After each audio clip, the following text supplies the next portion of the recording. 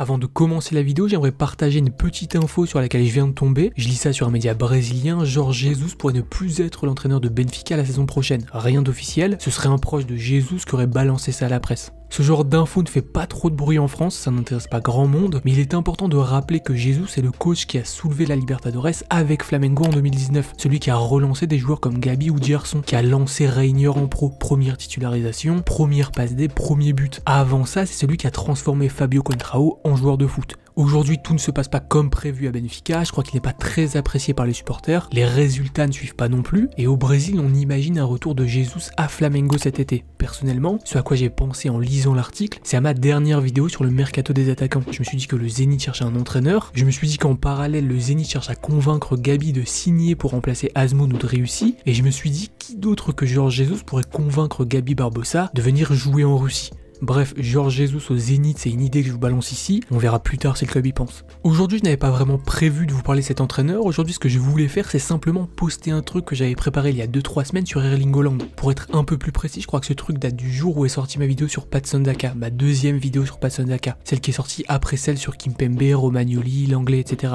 À la base, ça devait sortir la même semaine, mais la vie fait que ça sortira aujourd'hui. J'avais balancé des idées dans mes notes et je vais rapidement vous les détailler, en espérant que ce soit compréhensible, parce qu'à première vue, même moi j'ai du mal à tout capter. Donc le sujet c'est Erling Haaland, les clubs qui souhaitent le récupérer, ça me revient, je crois que j'ai écrit ça quand Raiola et le père d'Haaland ont été vus avec Laporta à Barcelone. Comme précisé dans ma vidéo sur Patson Daka, selon moi, Haaland n'ira pas à Liverpool. Haaland n'ira pas à Liverpool comme Timo Werner n'a pas signé à Liverpool l'an dernier, alors qu'une montagne de médias nous disait que le club voulait le faire. Werner était un joueur tendance, un joueur que Michael Edwards ne voulait pas signer, selon lui faire sauter sa clause n'était pas une bonne idée. À la place, il a préféré faire Diogo Jota, un joueur qui connaît la première ligue, et ça a pas mal fonctionné. Haaland n'est pas Werner, la comparaison sort un peu nulle part, mais Haaland est tendance, Werner l'a été, et une tendance a fait exploser une valeur marchande. Je ne sais pas combien coûte Haaland. Certains médias évoquent un prix situé autour de 150 millions d'euros. En pleine pandémie, ça paraît énorme. Surtout quand on sait que le joueur a une clause de départ dans son contrat à partir de 2022, qu'un club pourra le récupérer à ce moment-là pour moins de 100 millions, qu'il n'y a qu'un an à attendre avant de faire une belle économie, qu'attendre et prendre du recul sur la situation ne peut être que bénéfique pour ton club, surtout si celui-ci n'est pas dans sa meilleure forme. Ce serait raisonnable de faire Haaland maintenant, qu'importe son prix, si ton club a une équipe complète, qu'elle n'a aucun manque, qu'elle a un système, une équipe, un collectif déjà formé, qui roule sans Haaland. C'est super important, c'est ce qui est le plus important. Ton club est plus important qu'Haaland.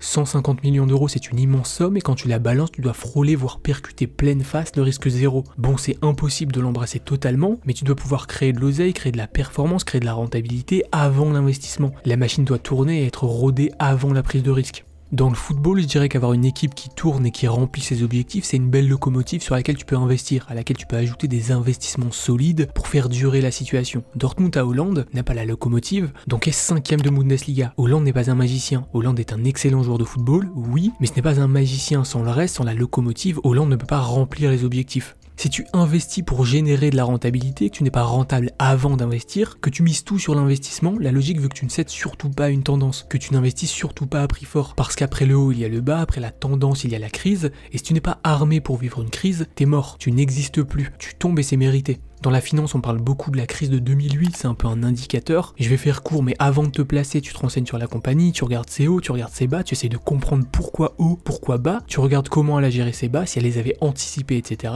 et tu te places. Si tu vois que la compagnie a cédé à une tendance sans assurer ses arrières, que c'est une tête cramée, un conseil, laisse-la si tu es toute seule, ne tombe pas avec elle, ce n'est pas elle qui paiera ta retraite. Encore une fois, tu peux te permettre de surpayer, ça n'a jamais été un problème, tu peux céder à une tendance, mais tu dois avoir les genoux solides, tu dois avoir un magasin qui tourne déjà très bien avant ton investissement. Ce magasin, c'est ce qui fera que ton investissement sera bien gardé, bien alimenté pour continuer de performer. Et là, on peut penser à l'investissement de la Juve sur Ronaldo. En investissant sur lui, la Juve pensait investir sur sa réussite, pensait qu'un joueur seul allait la porter vers une victoire finale en Ligue des Champions, ce n'a pas été le cas. Le joueur performe, fait ce qu'il sait faire, mais le reste ne suit pas. Les bases n'étaient pas solides, donc tout se casse la gueule. C'est triste, mais l'erreur est bête, donc c'est mérité. Dans le cas Haaland, tu ne peux pas demander à tes 150 millions de faire fonctionner ton système tout seul, de te faire devenir grand. Il faut que tu sois déjà grand et que tu vois ton investissement comme un entretien, pas comme une solution à un problème. Tu investis autant sur un seul joueur si tu n'as pas de problème justement. Un investissement aussi énorme crée le problème, il n'en résout pas. Avant de lâcher 150 bars sur Haaland, tu dois être calme et avoir la solution au problème. Tu dois avoir anticipé le problème avant son arrivée. C'est le seul moyen d'être calme. Bien entendu, la solution au problème, c'est la machine qui tourne avant l'investissement. Sinon, ce n'est pas X euros sur Haaland, c'est la santé économique de ton club sur le dos d'un seul investissement. C'est tous tes œufs dans un seul panier. C'est la bêtise, c'est le risque. C'est ce que ferait un ado après 4 branlettes.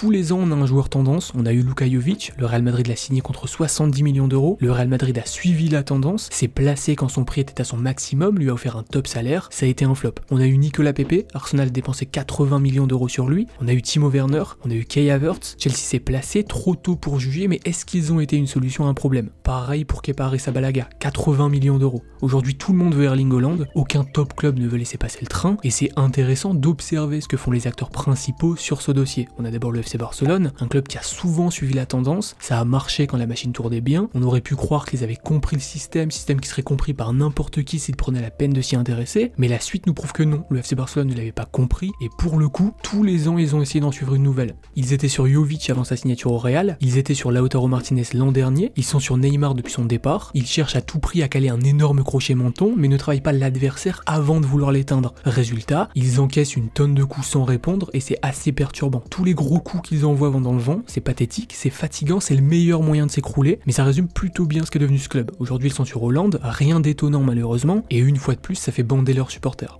Perso, je pense que Laporta bluffe, je pense que tout ça n'est qu'une énorme opération de communication, qu'elle profite à tout le monde, au FC Barcelone comme au duo Raiola-Hollande, et je pense qu'au final le FC Barcelone ne signera pas le joueur, en tout cas pas cet été, pas en l'état, c'est mon avis. Je pense qu'ils surferont sur la vague jusqu'au bout pour attirer le plus de lumière possible, pour rester à la une et tenter de récupérer le statut qu'ils n'ont plus dans la tête des gens, celui du club qui ne se refuse rien, que tout le monde veut rejoindre, qui peut signer n'importe qui, etc. Le FC Barcelone est un club en reconstruction, un club qui ne peut plus se permettre de tout miser sur un gros investissement, mais ça ne coûte rien de le faire croire. Je vois ça comme du donnant-donnant. Raiola a besoin de personnages pour son scénario, pour démarrer ses enchères et faire exploser le prix d'Hollande. Laporta a besoin d'être vu dans un gros deal pour montrer son ambition, et ça nous donne la scène ridicule avec les deux parties qui se rencontrent, plus la presse qui est au courant. Ça nous rappelle forcément l'été où Abidal, etc. sont venus à Paris pour négocier Neymar, mais que rien n'est arrivé. T'avais des journalistes à l'aéroport, rien n'était fait dans la discrétion, c'était ridicule, et ça a fait plus de mal que de bien au FC Barcelone. D'ailleurs, on peut remercier Leonardo pour tout ça, un héros. Au final, le FC Barcelone fera comme d'habitude, le club trouvera un truc pour justifier son échec, fera fuiter dans la presse que le joueur demandait trop d'argent, demandait un salaire trop important, que l'agent n'était pas raisonnable sur sa commission, que le Barça ne peut pas accepter ce genre de deal, que c'est contre l'institution. Bref, les ficelles sont énormes. On a vu le film 600 fois, le FC Barcelone prend ses supporters pour des cons, mais ils n'ont pas complètement tort de le faire puisque ça fonctionne. Ils prolongeront Messi, signeront Agüero, Depay, Garcia, et ce sera le début d'une reconstruction saine. Enfin ça c'est mon avis aujourd'hui, avec toutes les infos qui sortent à cette période.